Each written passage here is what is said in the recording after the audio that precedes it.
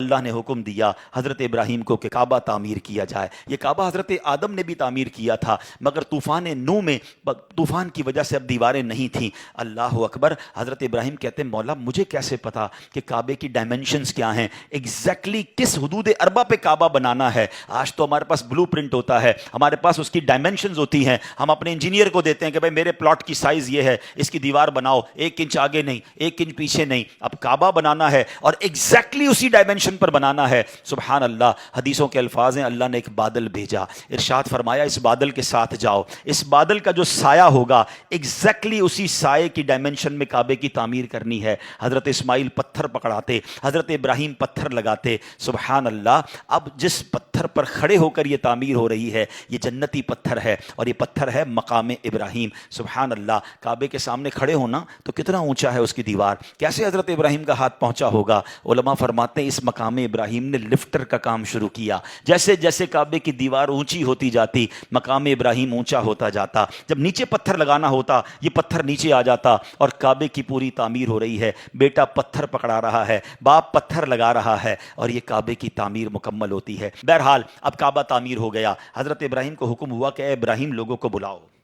حضرت ابراہیم علیہ السلام نے کہا یا اللہ مکے میں تو پبلک تھی نہیں نا، میری آواز کیسے پہنچے گی؟ آپ جبل ابو قبیس پر، یہ جو بالکل صفا کے ساتھ پہاڑ ہے، آپ اس پر چڑھ گئے۔ اللہ نے فرمایا اے ابراہیم تمہارا کام آواز لگانا ہے، ہمارا کام آواز پہنچانا ہے۔ یہ کیسا روحانی سیٹلائٹ تھا۔ حضرت ابراہیم نے آواز لگائی۔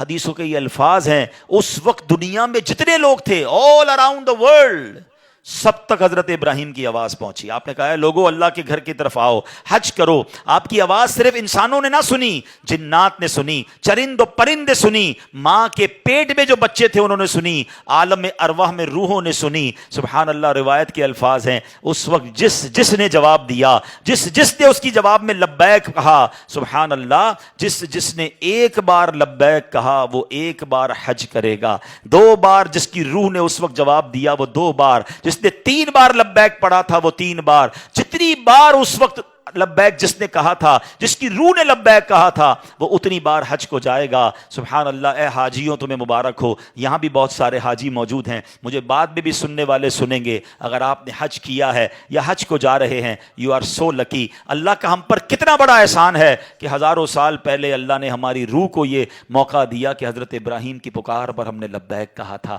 سبحان اللہ۔ جب بھی کہتے ہیں نا یہ بڑے کرم کے ہیں فیصلے، یہ بڑے نصیب کی بات ہے۔ اب کعبہ تعمیر ہو گیا۔ سبحان اللہ۔ تو یہ حضرت ابراہیم کے کارنامے ہیں، یہ آپ کی آل کی سبحان اللہ کیا کمال کی سیرت ہے۔